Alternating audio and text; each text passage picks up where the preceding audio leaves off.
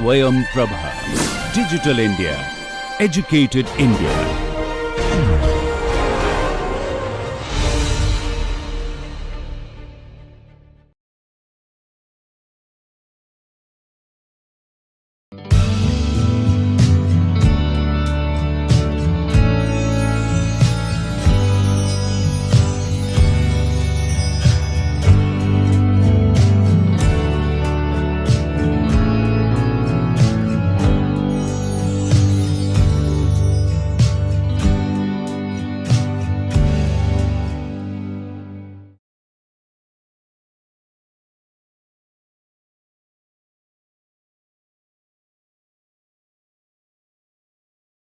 I welcome you all to this session of thermal engineering, and the topic of our today's discussion is a brief review of the second law of thermodynamics.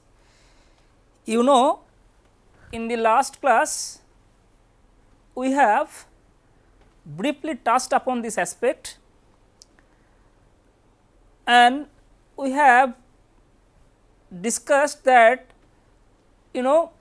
the objective of the second law in the context of thermodynamics essentially, and though the subject is thermal engineering and we shall be discussing about a few system, and I would like to say cyclic systems, I mean the systems undergoing through cyclic processes. So, but I wanted to have this discussion keeping in mind that all the processes which are there in real practice, real applications are the irreversible process. So, you know that we have studied in thermodynamics that irreversibility leads to destruction of the performance. So, our objective should be to know about this, to quantify about this, and then upon quantifying we should take some kind of measures to reduce the degree of irreversibilities associated with any particular process. You know that so what I told, we should study about this. Why? So, we know that all processes are having some degree of irreversibilities, and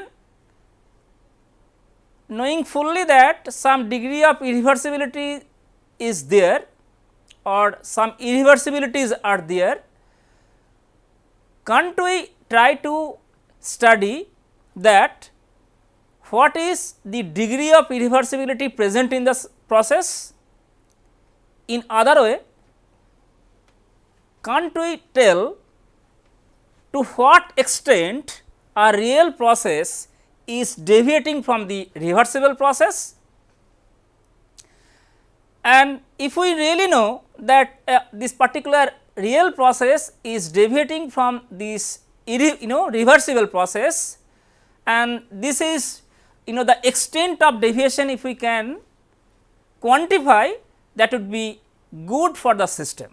So, the next objective is coming to quantify that extent of deviation mathematically, of course, and having quantification of this particular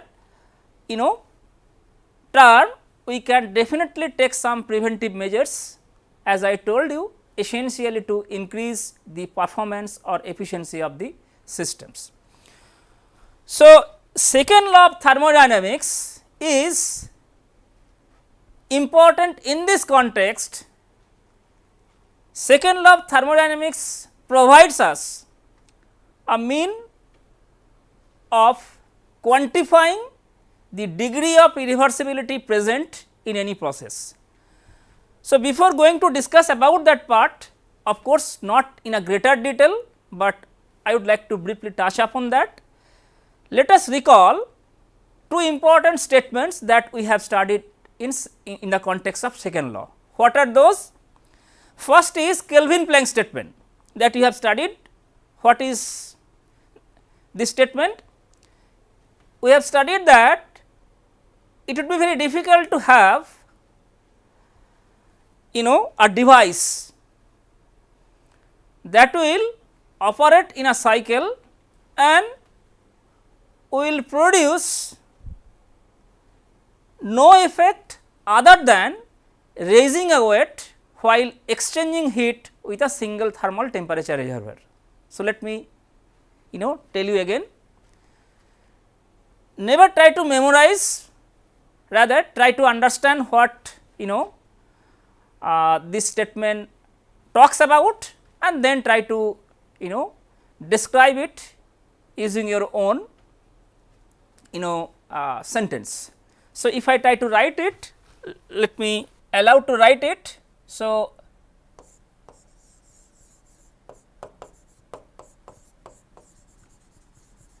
Kelvin-Planck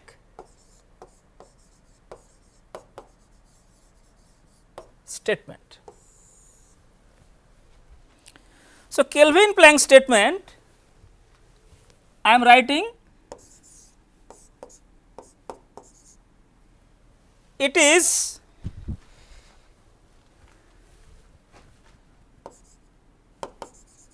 impossible to construct a device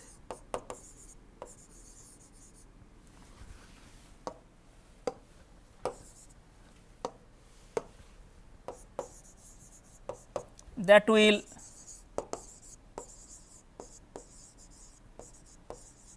operate in a cycle. So, I am underlining these words, and what I told you that it is impossible to construct a device, of course, a mechanical device. In the context of this course, we can say thermal device that will operate in a cycle and will produce no effect than raising a weight while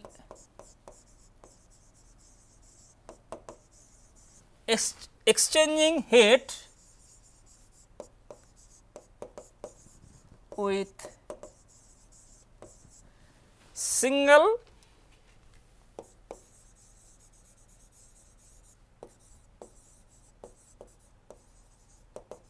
thermal reservoir. So, you know that this is the statement of second law, I mean first Kelvin-Planck to be precise, and we all have studied about it. What it physically tells us?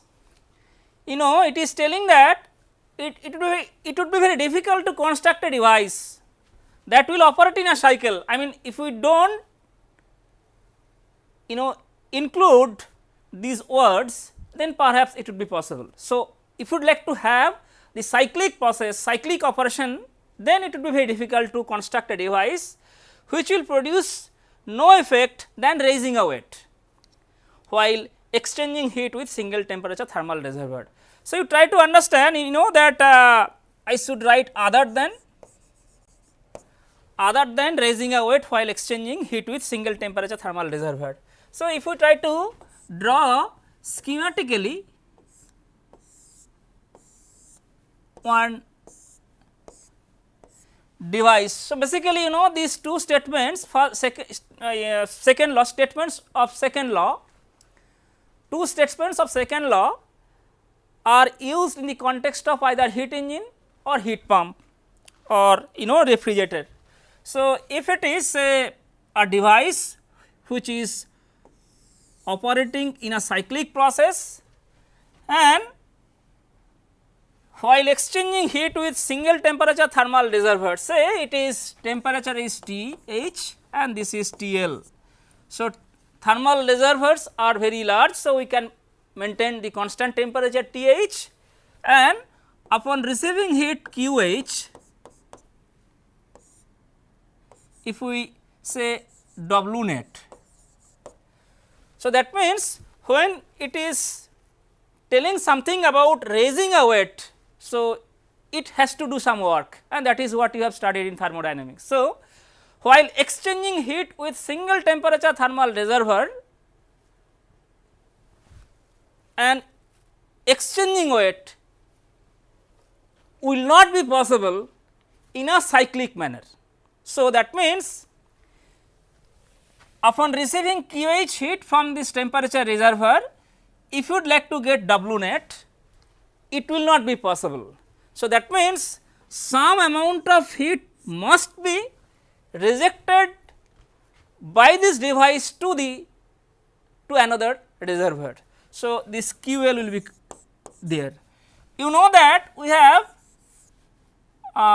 studied about this efficiency, thermal efficiency.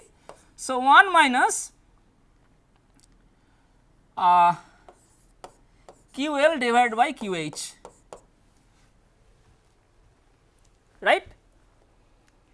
So, you see that here if we assume all the processes are reversible process, we can write W net equal to QH minus QL, right. So, just we can write from first law of thermodynamics, right. So, if the processes are reversible process. So, what we can write, this is W net divided by QH. So, try to understand. So, when the second Kelvin Planck statement tells us that this QL not equal to 0, if QL equal to 0, efficiency will be 100%. You can see if QL equal to 0. So, if QL equal to 0, eta thermal equal to 100%, but Kelvin Planck statement tells us that if you would like to run this device in a cyclic manner, in a cyclic process, then efficiency cannot be 100%. So, efficiency cannot be 100% and QL should not be equal to 0. So, that means some amount of heat must be rejected to another thermal reservoir to operate this device in a cyclic process, in a cyclic manner. So, this is what this statement talks about. If we go to the another statement, that is Clausius statement.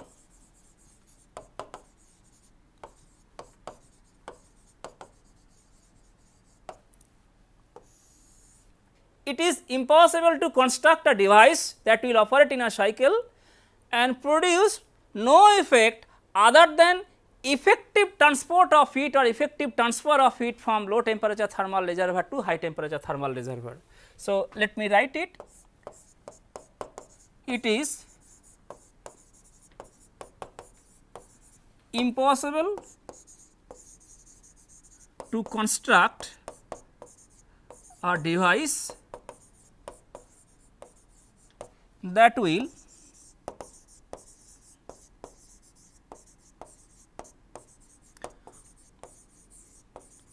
cycle. That means the device is going to execute through a cyclic process or cyclic processes. So, and produce no effect other than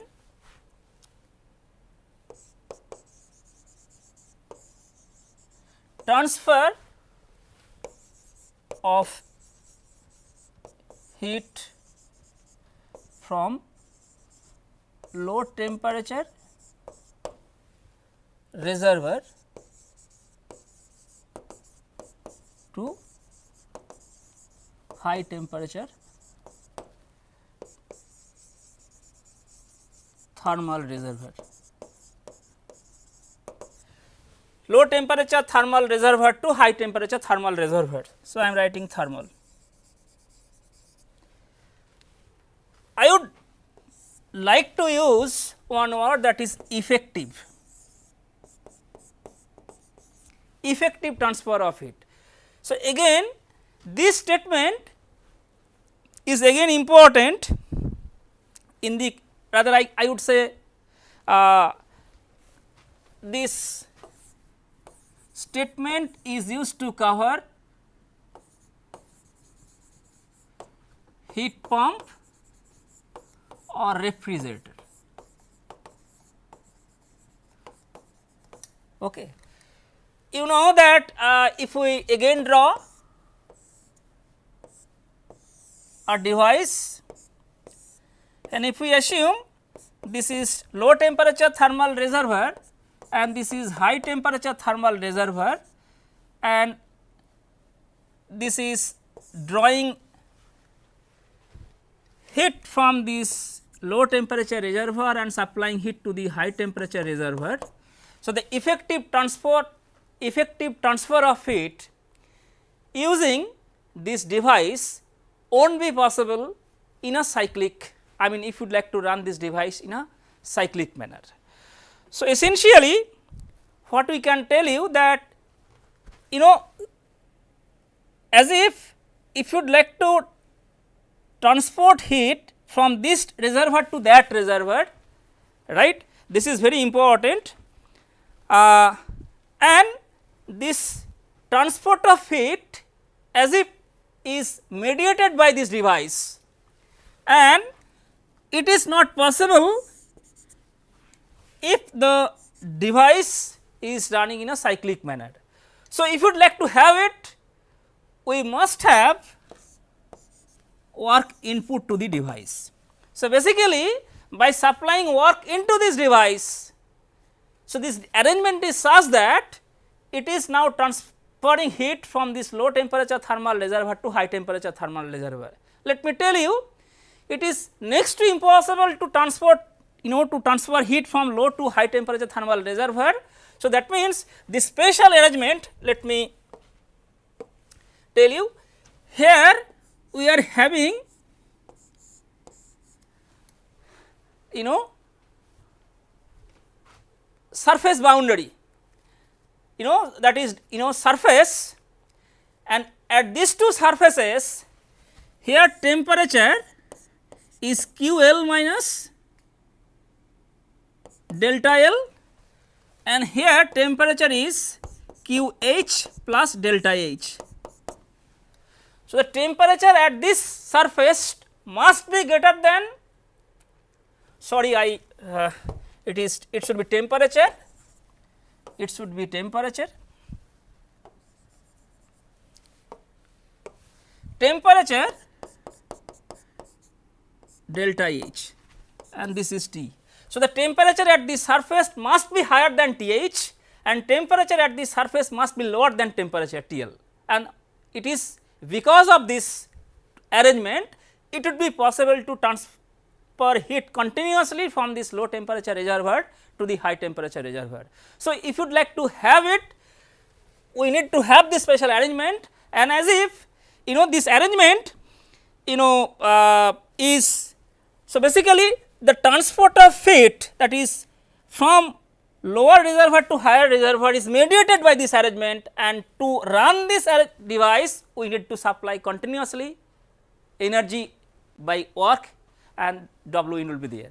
So, you know, so this covers, as I told you, heat pump and refrigerator, and I am telling, you know, that for this particular case, you know, that it is, we need to define something called coefficient of performance. So, COP. So, if it is, I mean this device can be used to represent the, you know, refrigerator or also heat pump. So, the COP of refrigerator will be QL divided by W in. So, essentially at the cost of this input energy by work, how much energy in terms of heat we can transport, so that this space can be refrigerated, and that is why this COP is defined. Now, question is why it is COP? Because QL, our objective should be to reduce more amount of QL to refrigerated space. So, basically COP of refrigerator is, I mean, greater than 1, because QL is higher than Win, and you know that so basically unity. So, basically if you would like to define it as efficiency, it is kind of it looks odd to have efficiency higher than 1. So, we have studied about efficiency in the in the context of hydraulic machines in different paradigms. So, basically efficiency we know that it should be, it cannot be more than 100%, that is what we have seen in the last slide. So, if we define it as the efficiency, it looks odd. So, to avoid that, the coefficient of performance is coming into the picture. So, basically you know that this is basically this quantity is greater than 1, and to make it different from the efficiency, this coefficient of performance is coming into the picture. Okay. So, this is what is important, and you know that this coefficient of performance for the heat pump will be QH divided by Win. So, basically I would like to supply heat to this space. So, I need to pump heat. So, that is why heat pump is coming, and if you would like to pump heat, so this device will run and we need to supply energy to the device. Why I am discussing about these two statements again, because these are very trivial. You have studied about all these in the context of basic thermodynamics course, but if you go back to my previous slide, you know that if we go to the previous slide, what I have written over here is that this is used to, so this is used to, this covers heat engines.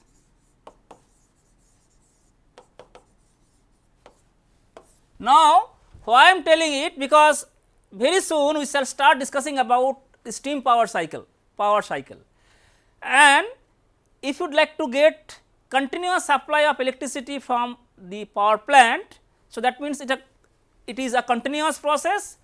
So, maybe just for example I am giving you, because you know that to get electricity what we need to do, either in a thermal power plant or if it is a hydel power plant, we need to have continuous supply of energy. So, basically in a thermal power plant what is done, by burning coal, that energy is given to a place wherein water is getting converted into, or rather water gets converted into steam, and that steam is taken to another device wherein it does work on the rotating part of the machine and we are getting electricity. So, if you would like to have continuous supply or continuous work output from this particular cycle, there must be a place wherein some amount of energy should be rejected. So, keep in mind, again I will be discussing this part relating this particular statement when we shall be discussing about steam power cycle. Okay. So, now question is very important term I am going to discuss now, very important aspect rather I am going to discuss now. You know that we have talked about this Kelvin-Planck statement and also the Clausius statement. Again I am coming back to that particular point, that if we really would like to know the extent of deviation of all the processes from the reversible one. So, you know that when I have written this or here, we have assumed that all the processes are reversible. So, in reality it is very difficult to achieve a reversible process. So, all processes are irreversible. Now, keeping that in mind, our objective should be to find out, to define or to quantify the degree of irreversibility present in a process, and that is done using this second law. You know that very important, we have seen that one important, what I am telling you, that in the context of thermodynamics you have studied that one most classical inequality that you have studied in thermodynamics, that is the Clausius inequality. So, I am trying to discuss about the Clausius inequality.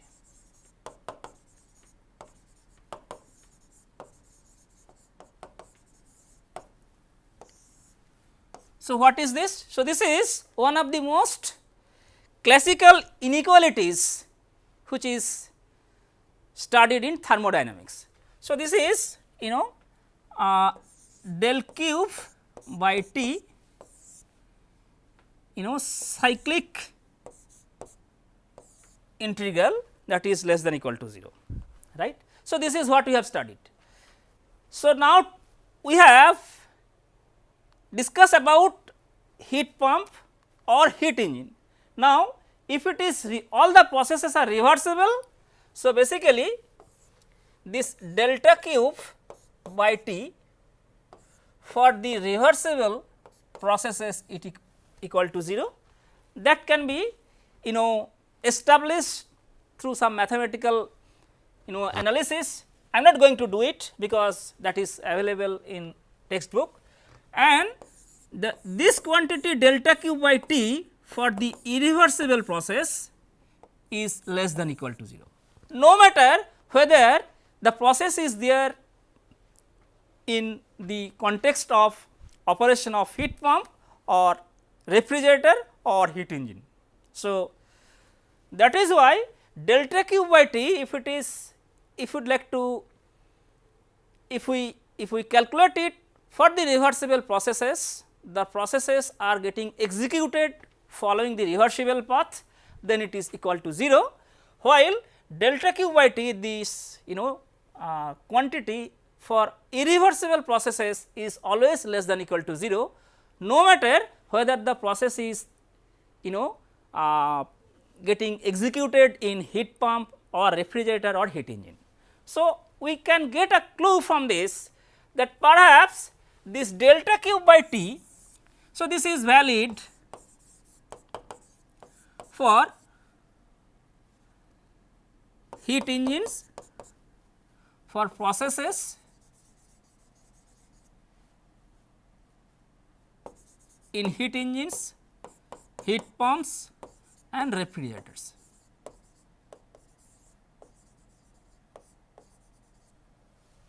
Okay. So, this is valid for heat engine, heat pump or refrigerator. So, what we can get to know from this, we can say that this quantity is something special. So, delta cube by T is something special, and we are getting a clue that somehow if we can calculate this, it is for reversible path equal to 0 and it is for irreversible path less than 0, right. So, now say I would like to calculate this for different reversible path, right. I am not telling that whether this quantity will give us a mean of quantifying the degree of irreversibility present in the processes, but as if this quantity is giving something some indication to be precise. So, basically you know that this quantity if we try to calculate for any process which is getting executed via reversible path, it is equal to 0. If it is for the irreversible part, then less than or equal to 0. So, now let us try to find out this quantity for different reversible processes or I mean for different reversible paths. So, if we try to calculate, say again I am trying to, so any process I would like to represent in this thermodynamics ordinate diagram, say it is x and this is y. So, x may be volume, y may be pressure, it may be entropy, it may be temperature. So, I would like to represent a particular process which is changing its state from state 1 to state 2 in this ordinate diagram. So, this is state point 1 and this is state point 2.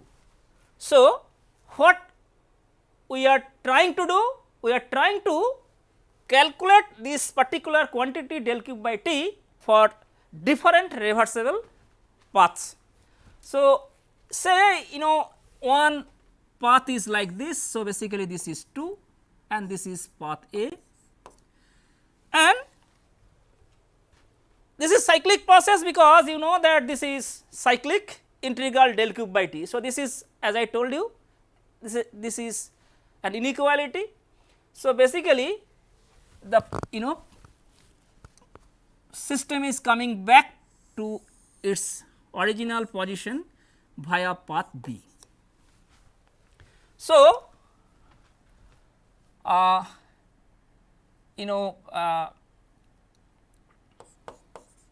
for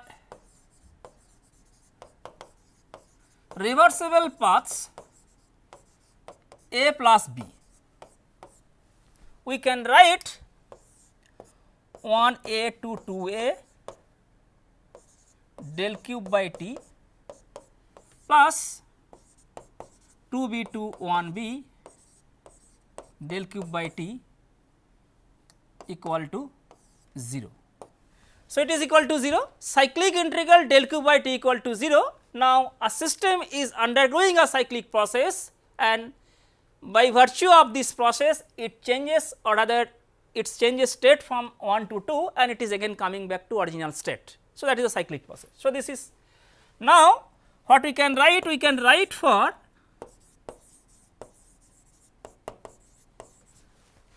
reversible path, say another. So, it is coming A plus C. We can write 1A to 2A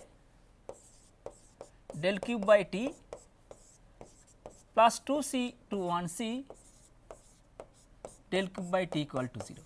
So, basically here path A, B and C are reversible. So, there are 3 different paths A, B and C, these paths are reversible path. So, basically we would like to see that if you try to quantify del cube by T for different reversible process. So, the process, the system is changing its state from 1 to 2 and it is again coming back to its original state, but following different reversible path. You know that if we try to look at these two equations 1 and 2, right. So, these two equations if we try to compare. So, by comparing these two equations what we can write? We can write 2B to 1B del cube by T equal to 2C to 1C del cube by T, right. That we can write by comparing equation 1 and 2. So, by comparing equation 1 and 2 we can write this. If we try to box it, then perhaps we are getting an important clue. So, what is this? So, try to understand, our objective was in the previous slide that find starting from, because I did not derive that this del cube by T less than equal to 0, but I am telling you, you will find it in all textbooks that this del cube by T for reversible process is equal to 0, but for irreversible process is less than equal to 0. No matter you are applying for you are calculating this quantity for reversible or irreversible processes either occurring either in heat engine or heat pump or refrigerator. So, this is the case, and we have also discussed that probably this quantity is giving us a clue about something that probably we can measure the degree of irreversibility present in the system. So, from this very trivial exercise we could write that this del cube by T for this path B is equal to del cube by T for this path C, and mind it, path B and path C, these two paths are reversible, right. So, what we can say that this delta cube by T, if it is for the reversible path, it is path independent,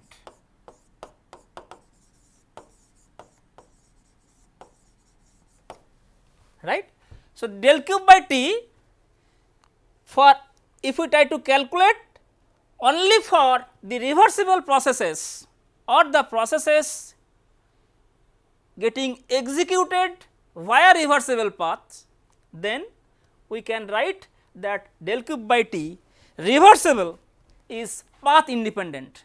So, this is very important clue, right, and now if del cube by T is path independent, going back to this ordinate diagram, what we can tell. So, you know that del cube by T, if we try to calculate it for the reversible processes or the processes getting executed following or through the reversible paths, it does not depend on the path. So, basically it is just the difference between these 2 points, two state points. So, this is path independent, and if it is path independent, we have seen from thermodynamics that heat and work, these are path functions, these are the inexact differential, and we have written this is inexact differential, right. So, if this is path independent, that is point function, right. So, this is point function,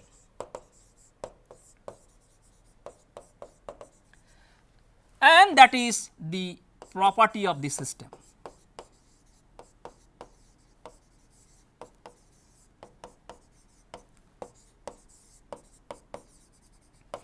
So, this quantity does not depend on the path, it will depend between 2 state points of the system. I mean the system is getting changed from state point 1 to state point 2, no matter whether the system is changing its state from 1 to 2 following path B or C, as long as paths are reversible, this del q by 2 T quantity is independent of path, and naturally then it is point function from our knowledge in thermodynamics that we have learned.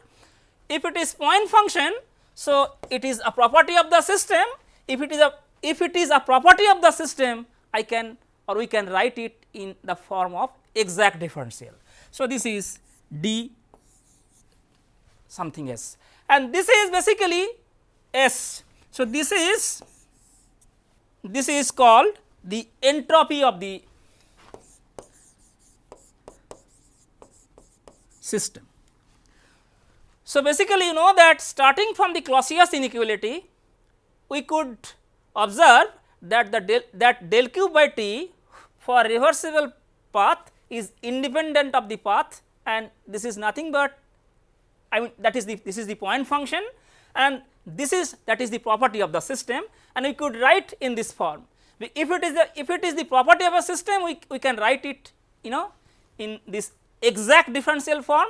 So, basically we can write this del cube by T via reversible path is the property of the system, that is entropy. Very interesting to note, that the right hand side of this equation, it is exact differential, while if we look at the left hand side, it is inexact differential. So, that I mean something is trying to convert this inexact differential to the exact differential. What is that? This 1 by 2 is basically just an integrating factor. So, basically that this 1 by T factor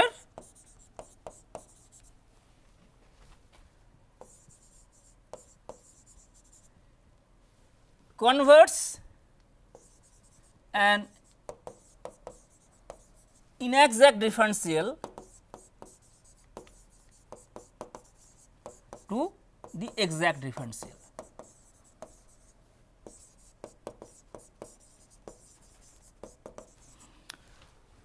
Right.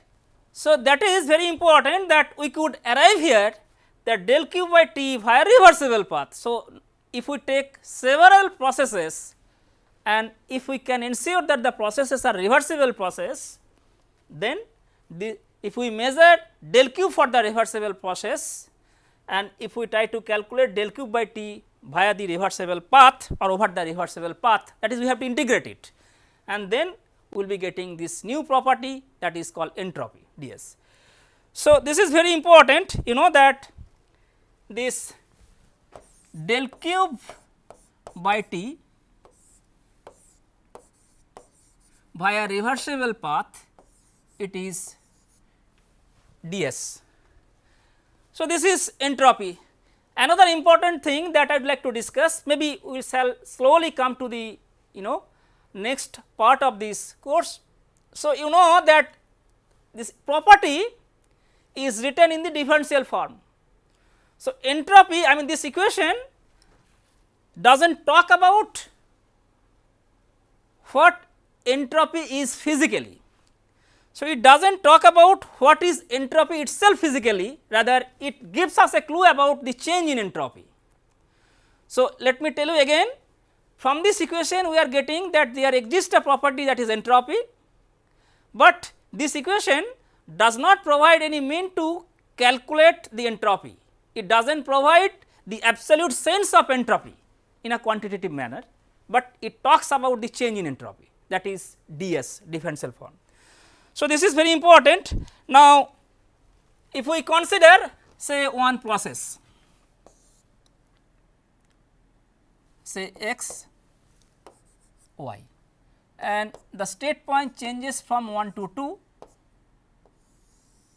So, this is the reversible process, right. If we consider this is the reversible process, right, and say another one process is shown by this is the reversible process.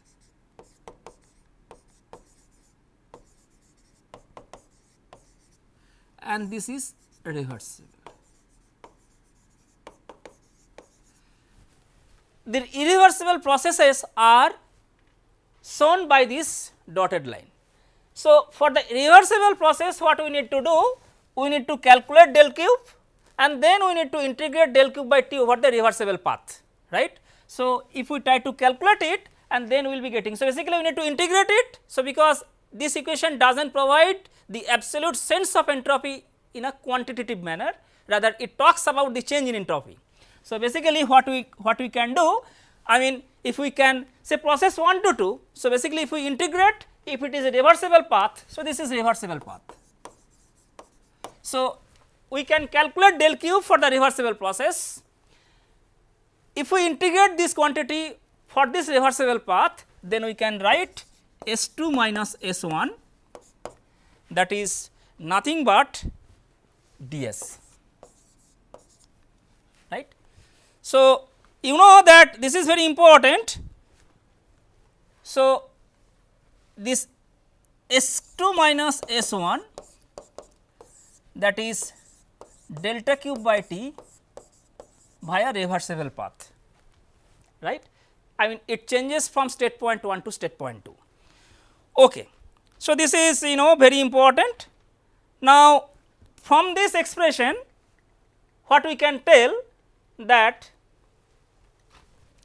this delta cube by t for the reversible path equal to ds.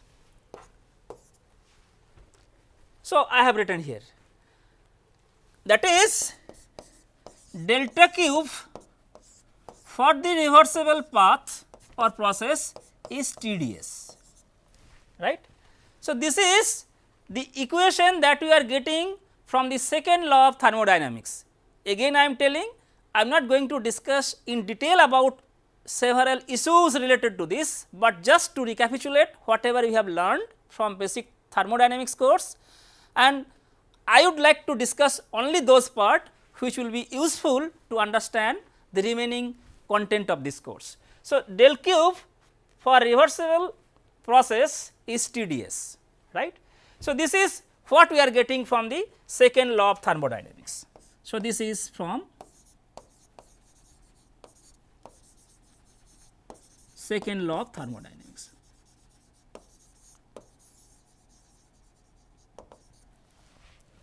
Right. What we can write the first law, because now time has come to discuss about the combination or combine first and second law. If we try to write the equations, I mean would like to discuss about or frame equations by making use of first and second law of thermodynamics. So, first law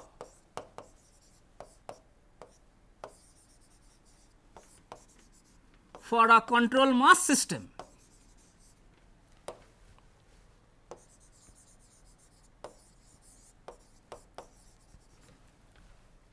we can write del cube equal to dE plus del W.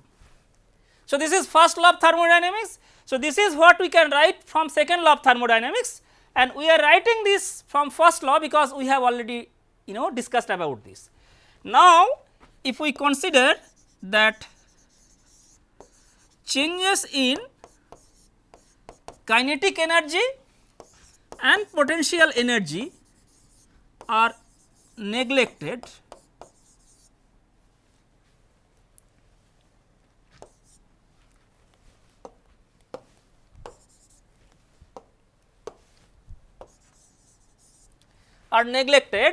then we can write this d equal to du. So, we can write this first law delta cube equal to du plus delta w. So, this is what we can write first law of thermodynamics for the control mass system.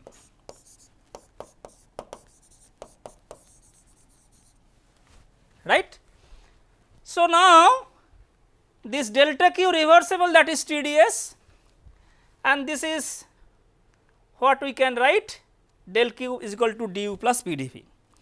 You know that if you try to write this equation for the reversible process. So, if we assume that the control mass system is undergoing a process which is reversible one. So, then this delta cube reversible equal to du plus delta w reversible, and this is very important to know that this delta w reversible is nothing but PdV. So, you have studied about that PdV. So, delta w reversible, that is the moving boundary work of a simple compressible substance in a quasi static process. So, this is PdV. So, I am writing moving boundary work, delta w reversible is PdV. So, this is moving boundary work of a simple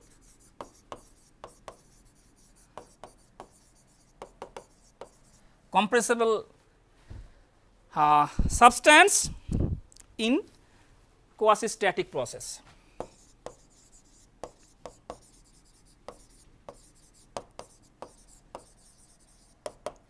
Quasi equilibrium process,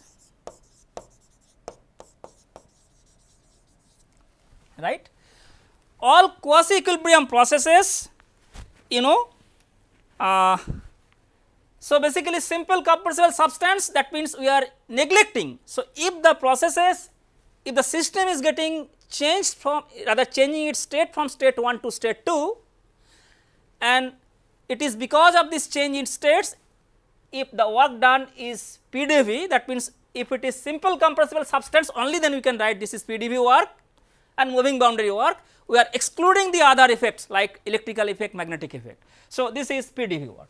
So, we can write delta cube reversible equal to du plus PdV. You know that all reversible processes are quasi equilibrium processes. So, this is for the quasi static or quasi equilibrium processes. So, the process is occurring following rather quasi statically, almost statically. So, here this is reversible process, all reversible processes are quasi static process, but reverse is not true, that is all quasi static processes are not the reversible processes. Quasi static processes need not to be reversible processes because they might be externally irreversible. Okay. So, this is not our issue. Why I am telling, because we are writing this PdV. So, this delta W reversible we can write PdV if the process is quasi static process. So, all reversible processes are quasi static process, but all quasi static processes are not reversible process because external irreversibility might be there. So, now this is del Q reversible is equal to du plus PdV. What we have learned about this particular term? So, this term is we got from the previous slide, that is from second law, that is TdS. So, we can write TdS equal to du plus PdV. Probably this is very common equation that you have learned, and this is known as first TDS equation in the context of thermodynamics. So, this is known as first TDS equation. We also can write it, entropy, internal energy in specific form, that is TDS is equal to du plus VdV. So, that is only the matter of writing whether you like to write in total form or specific form. So, this is the first TDS equation we have derived. You know that we also need to write the second TDS equation. This is very simple, because you know that this H enthalpy equal to U plus PV. So, that means dH equal to du plus PdV plus VdP.